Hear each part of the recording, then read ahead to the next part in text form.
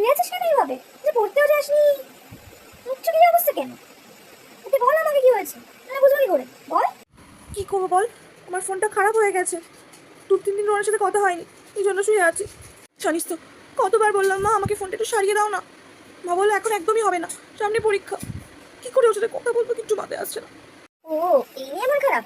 এত মন খারাপটা করতে হবে না, আমি যখন আছি আমি ঠিক তোকে হেল্প করবো। আইডিয়া, তুই একটা ভালো করে চিঠি লিখ, আমি ওকে চিঠি ঠিক দিয়ে দেবো। ও তোমার মামার বাড়ি পাড়ায় থাকে, কোনো অসুবিধা হবে না, আমি ঠিক দিয়ে দেবো। তাড়াতাড়ি লিখ এখন, আমি দিয়ে দেবো চট করে।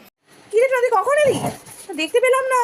আরে ছোটো লাইট জ্বালিয়ে রেখেছিস, বড় লাইটটা তো জ্বালাবি, দেখতেও পাচ্ছি না। আর শোন, তোর বন্ধু 2-3 দিন ধরে খাওয়া দাওয়া ঠিক করে করছে না, কি হয়েছে ওকে জিজ্ঞাসা করতো, আমার কথা তো শুনছে না। এই নে, ভালো করে লিখে দিয়েছি, ধর।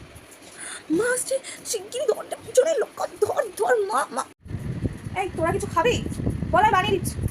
তাই তুই তোরা কি হাতে, এই তোর হাতে কি লক্ষ্য আমাদের জন্য, কি করছিস? দে হাতে, দে দে তাড়াতাড়ি তাড়াতাড়ি। না কাকিমা, কিছু লোকায়নি তো, আমরা শুধু গল্প করছিলাম। সত্যি বলছি কাকিমা, কিছু না কিছু না, আরে কাকিমা কিছু না কিছু না কিছু না। দেখি ছাড় ছাড় ছাড় ছাড় চিঠি।